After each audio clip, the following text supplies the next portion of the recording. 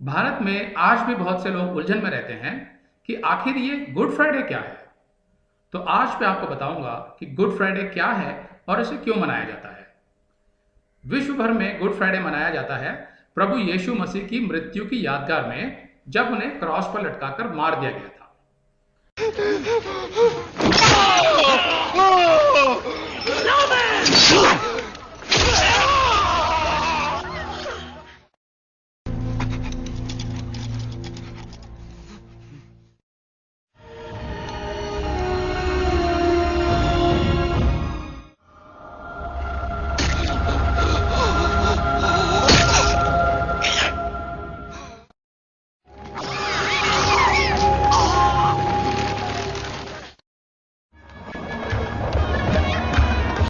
तो अब सवाल ये उठता है कि वे कौन से लोग थे जिन्होंने यीशु को मरवाया और क्यों मरवाया। आज से 2000 साल पहले इज़राइल देश में रहने वाले यहूदी धर्म के शास्त्रियों और पुरोहितों ने साजिश करके प्रभु यीशु मसीह को रोमी साम्राज्य के हाकिम द्वारा मरवाया, क्योंकि उस समय इज़राइल पर रोम देश का शासन था। लेकिन क्यों मरवाया? क्योंकि यीशु जो मानव रूप में परमेश्वर था, जब वो पृथ्वी पर आया तो वो अपने उपदेशों से और अपने अद्भुत चमत्कारों से लोगों को अपनी तरफ खींचने लगा। इस वजह से यहूदियों के ढोंगी शास्त्रियों और पुरोहितों के धंधे बंद होने लगे। यीशु आए दिन उनकी सच्चाई लोगों को बताने लगा कि वे लोग यहूदियों को परमेश्वर से दूर ले जा रहे हैं। साथ में यीशु लोगों को यह भी बता रहा था कि वही मसीहा है, अर्थात परमेश्वर है, जो सारी मानव जाति के लिए आया है और जिसके बारे में सैकड़ों साल पहले बाइबल में भविष्यवाणियां की गई थी। अब ये बात यहूदी धर्म के शास्त्रियों और पुरोहितों को हजम नहीं हुई, क्योंकि लोग यीशु पर विश्वास करने लगे थे। तो उन्होंने झूठी साजिश करके रोमी साम्राज्य को भड़का दिया कि यीशु रोम के खिलाफ विद्रोह तैयार कर रहा है और लोगों को भड़का रहा है कि उन्हें रोमी सम्राट को कर यानी टैक्स देने की कोई जरूरत नहीं है। तो क्या यीशु सचमुच ऐसा कुछ कर रहा था? बिल्कुल नहीं। बल्कि जब रोमी साम्राज्य के हाकिम पुन्तियुस पिलातुस ने इस बात की जांच पड़ताल की तो उसने यीशु को निर्दोष पाया। तब उन शास्त्रियों और पुरोहितों ने कुछ यहूदियों को भड़काकर दंगे फसाद की अवस्था उत्पन्न कर दी, जिसकी वजह से पुन्तियुस पिलातुस थोड़ा घबरा गया और उसने शांति बनाए रखने के लिए यहूदी शास्त्रियों और पुरोहितों की इच्छा के अनुसार यीशु को मृत्युदंड सुना दिया। अब उस समय में जिसको भी मृत्युदंड मिलता था उसे क्रॉस पर लटकाकर ही मारा जाता था। इसीलिए यीशु को भी क्रॉस पर लटकाकर ही मारा गया। जिस दिन यीशु को मारा गया वो फ्राइडे था, यानी शुक्रवार। इसीलिए यीशु के अनुयायी उसके मरण दिन को साल में एक बार फ्राइडे को मनाते हैं, जिसको संसार गुड फ्राइडे के नाम से जानता है। लेकिन बात यहां पर खत्म नहीं होती। गुड फ्राइडे की एक और बड़ी सच्चाई है जो आपके जीवन से जुड़ी हुई है, चाहे आप किसी भी धर्म के ही क्यों ना हो।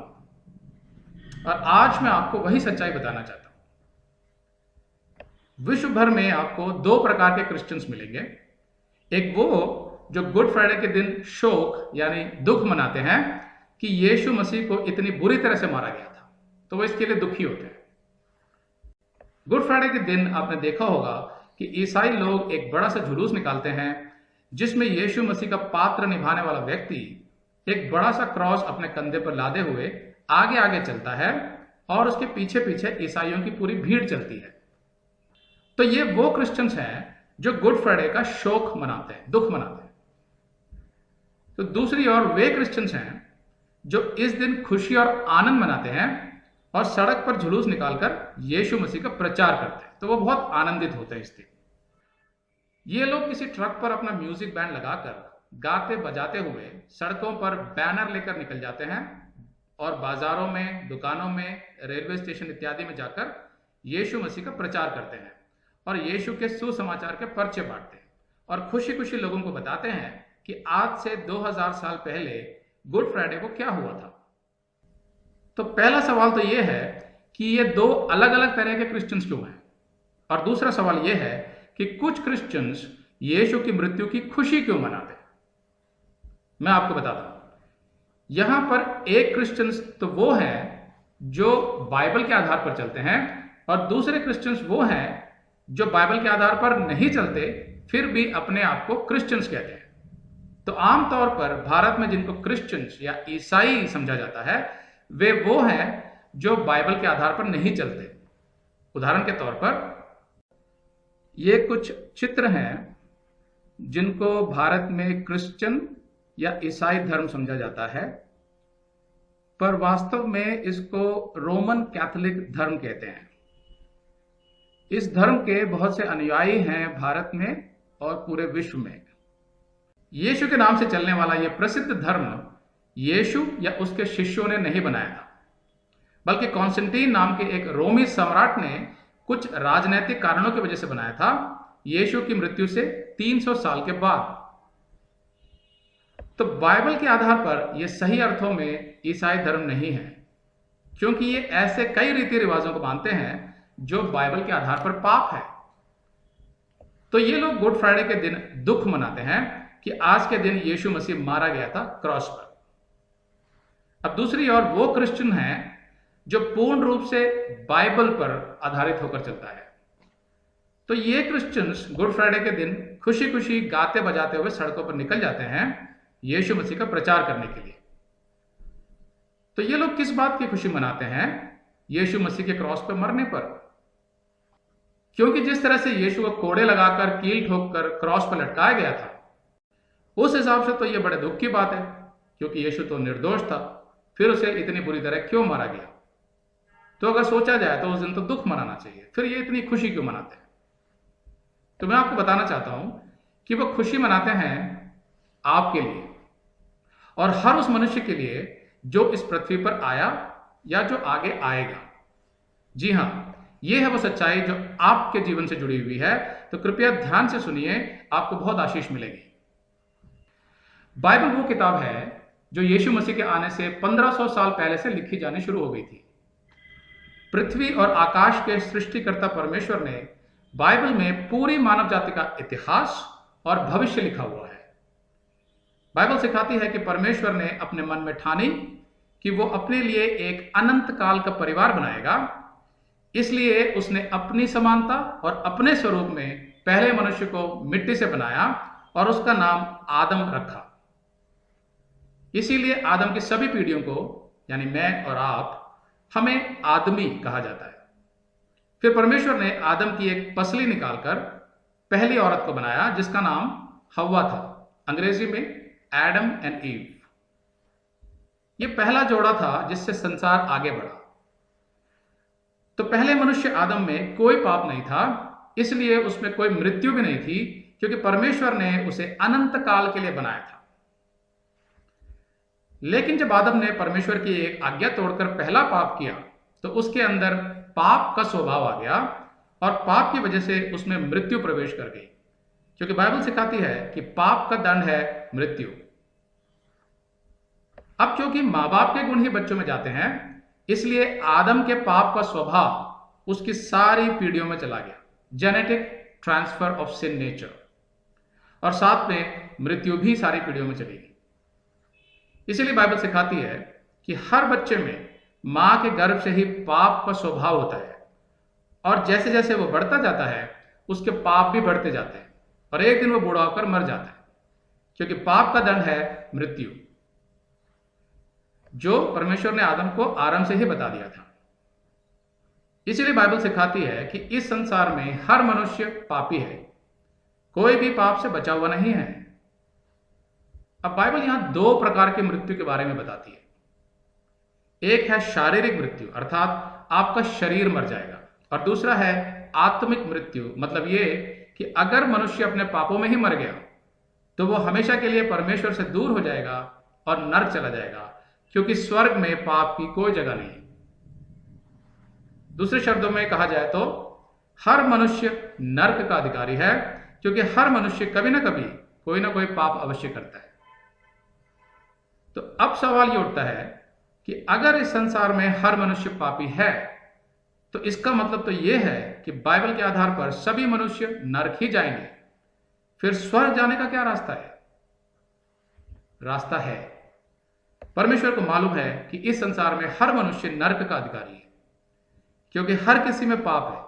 लेकिन बाइबल का परमेश्वर प्रेम का परमेश्वर है, और वो नहीं चाहता कि एक भी मनुष्य नरक में जाए, क्योंकि मनुष्य को तो उसने अपने अनंत काल के परिवार के लिए बनाया था।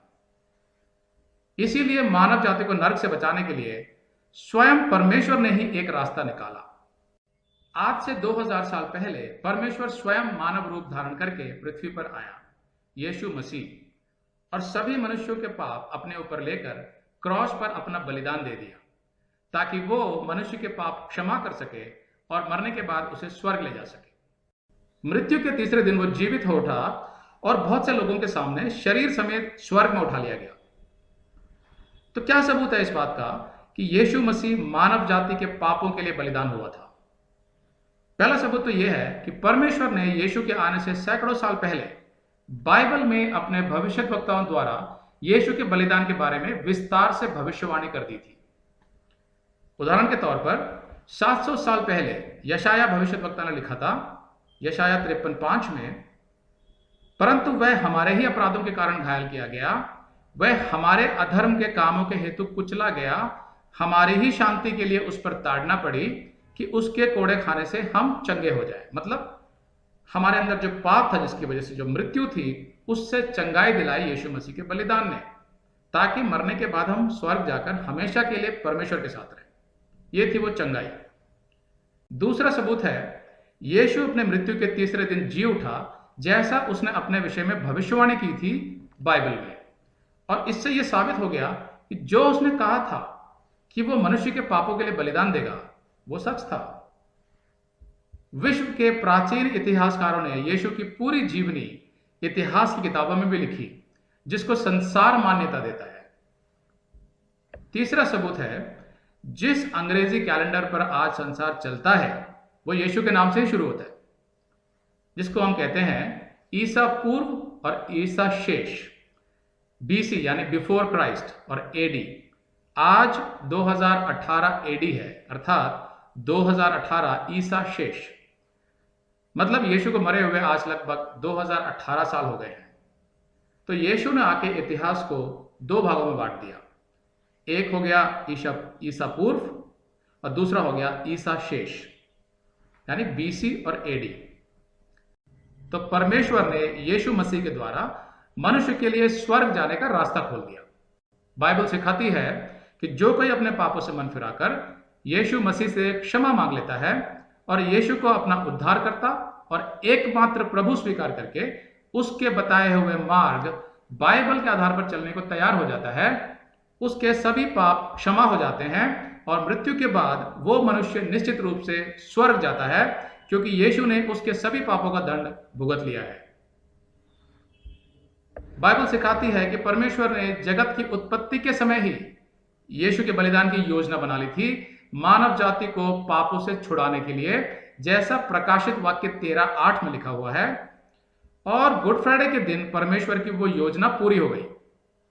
यीशु ने कहा यूहन्ना 19:30 में, पूरा हुआ, और सिर झुकाकर उसने प्राण त्याग दिए। तो भले ही यीशु को बहुत यातना सहनी पड़ी, बहुत तकलीफ उठानी पड़ी, लेकिन इसीलिए तो वो आया था, बलिदान देने के लिए। और जब वो बलिदान पूरा हो गया तो परमेश्वर की योजना पूरी हो गई और वो बहुत आनंदित हुआ, क्योंकि वो मानव जाति को यानी अपने अनंत काल के परिवार को नरक जाने से बचा पाया।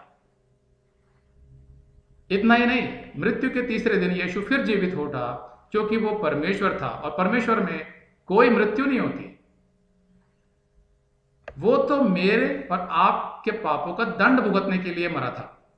अब जब वो जी उठा है तो फिर हर साल उसकी मृत्यु का दुख मनाने का क्या अर्थ रहेगा? वो तो जीवित है। इसीलिए यीशु के बलिदान के समाचार को सुसमाचार कहा जाता है, गॉस्पेल, द गुड न्यूज, क्योंकि वो मानव जाति के लिए सबसे खुशी का समाचार है, the good news for Mankind. तभी तो बाइबल के आधार पर चलने वाले चर्च गुड फ्राइडे के दिन खुशी खुशी ये सुसमाचार बांटते हैं और सबको बताते हैं कि भाई अब आपको चिंता करने की जरूरत नहीं है, क्योंकि आपके सभी पापों का दंड यीशु मसीह ने भुगत लिया है जो परमेश्वर है। अगर यीशु का बलिदान कोई दुख का विषय होता तो फिर उसे सुसमाचार ही क्यों कहा जाता? गुड न्यूज क्यों कहते फिर उसको? वो क्रिश्चियंस जिनको रोमन कैथलिक बोला जाता है, जिनके चित्र मैंने आपको पहले दिखाए थे, वे ये नहीं मानते कि केवल यीशु के बलिदान से पापों की क्षमा मिल जाती है। इसलिए उन्होंने यीशु के बलिदान के साथ ऐसे कई धार्मिक रीति रिवाज भी जोड़ लिए हैं अपने धर्म में जो बाइबल में नहीं है और जिनको परमेश्वर स्वीकार नहीं करता। बाइबल सिखाती है इफिसियों के 2:8-9 में, क्योंकि विश्वास के द्वारा अनुग्रह ही से तुम्हारा उद्धार हुआ है और यह तुम्हारी ओर से नहीं वरन परमेश्वर का दान है, और ना कर्मों के कारण तुम्हारा उद्धार हुआ है कि ऐसा ना हो कि कोई घमंड करके बोले कि भाई मैं बहुत अच्छा हूं, मैंने बहुत अच्छे कर्म किए हैं इसलिए मेरा उद्धार हुआ है। नहीं, परमेश्वर कहता है हर मनुष्य पापी है। कोई भी रीति रिवाज, कोई भी कर्म या कोई भी आचार या अनुष्ठान तुम्हें बचा नहीं सकते उस पाप से। इसीलिए परमेश्वर ने स्वयं बलिदान दिया और अनुग्रह दिया मनुष्य को, हर जाति के मनुष्य को, हर धर्म के मनुष्य को, हर देश के मनुष्य को। वो चाहे तो पापों की क्षमा स्वीकार कर सकता है और उद्धार पा सकता है। अब कुछ चर्च ऐसे भी हैं जो चलते तो बाइबल के आधार पर ही हैं, लेकिन गुड फ्राइडे के दिन कुछ नहीं करते, क्योंकि उनका मानना है कि गुड फ्राइडे के बारे में बाइबल में कुछ भी नहीं लिखा है। अब उनकी ये बात सही है कि बाइबल में गुड फ्राइडे या यीशु की मृत्यु की तारीख के विषय में कुछ नहीं लिखा है, लेकिन जो चर्च खुशी खुशी बाहर जाकर यीशु का प्रचार करते हैं वे भी ये मानते हैं कि बाइबल में गुड फ्राइडे जैसा कोई दिन नहीं है। लेकिन वे तो गुड फ्राइडे के दिन का लाभ उठाते हैं क्योंकि गुड फ्राइडे को विश्व ने स्वीकृति दे दी है ईसाइयों का त्योहार बोलकर। मतलब ये कि गुड फ्राइडे के दिन अगर आप यीशु का प्रचार करते हैं तो कोई भी आपका विरोध नहीं करता, क्योंकि लोगों को मालूम है कि आज ईसाइयों का त्योहार है। तो क्यों ना इस दिन का लाभ उठाकर लोगों को यीशु मसीह का सुसमाचार सुनाएं, ताकि ज्यादा से ज्यादा लोगों का उद्धार हो पाए और वो मृत्यु के बाद स्वर्ग जा पाए। तो अंत में मैं इतना ही कहना चाहूंगा कि यीशु का बलिदान परमेश्वर का सबसे अनमोल तोहफा है मानव जाति के लिए। जो रक्त यीशु ने बहाया मनुष्य के पापों के लिए, वो परमेश्वर का तरीका था मनुष्य को कहने का कि मैं तुमसे प्रेम करता हूं, आई लव यू। जो मनुष्य परमेश्वर का यह तोहफा स्वीकार कर लेता है उसका उद्धार हो जाता है। वो इस जीवन में शांति और आनंद पाता है और मरने के बाद निश्चित रूप से स्वर्ग जाता है। आमीन।